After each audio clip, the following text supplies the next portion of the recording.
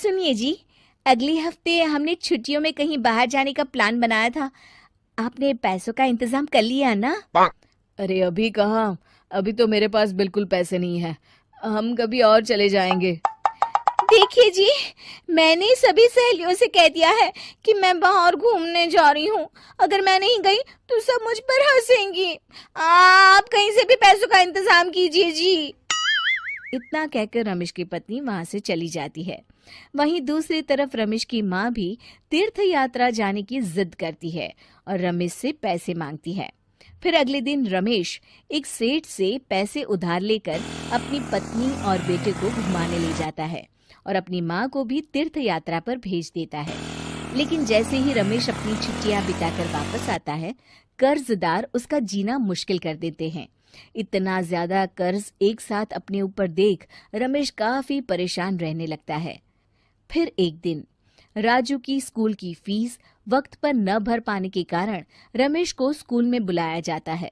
School के principal साहब रमेश को सख्त हिदायत देते हैं कि अगर वक्त पर स्कूल की फीस नहीं भरी गई तो उनके बेटे का नाम स्कूल से काट दिया जाएगा। अपने बेटे की स्कूल की फीस भरने के लिए रमेश अपने दोस्त गिरधारी से कुछ पैसे उधार ले लेता है और स्कूल की फीस भर देता है। रमेश की माँ और उसकी पत्नी खर्चे और घर की जिम्मेदारी संभालते संभालते धीरे धीरे रमेश पूरी तरह कर्ज में डूब जाता है। और तभी एक दिन दफ्तर में काम करते समय रमेश की तबीयत अचानक बिगड़ जाती है और वो बेहोश होकर गिर पड़ता है। उसे जल्दी से पास के एक अस्पताल में भर्ती कराया जाता है। रमेश के घर वालों को ये बात पता चल जाती है तो वे सभी अस्पताल पहुंचते हैं। अस्पताल के डॉक्टर साहब उन्हें बताते हैं, देखिए, देर रात तक जागने और जरूरत से ज्यादा काम करने की वजह से इन्हें चक्कर आ गया था। बेहतर यही होगा कि इन्हें कुछ दिनों के लिए पूरी तरह आराम करने दिया जाए।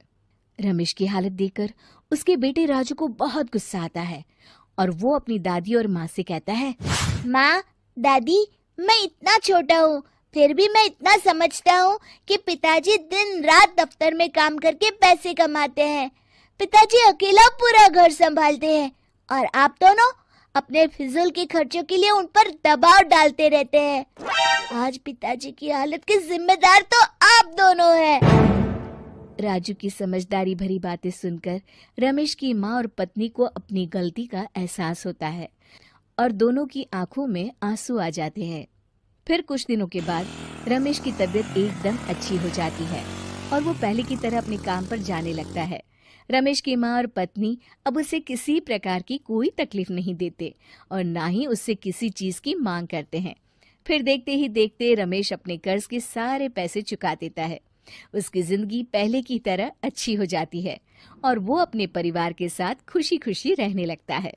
शिक्षा, हमारे रिश्ते एक तराजू की तरह होते हैं जिसकी दोनों ओर जिम्मेदारी और समझदारी का वजन बराबर होना चाहिए। दोस्तों, वीडियो पसंद आया हो तो लाइक करें, लक्ष्मण राम वाई को सब्सक्राइब करें और बेल आइकन दबाना न भूलें। मिलते हैं अगले वीडियो में।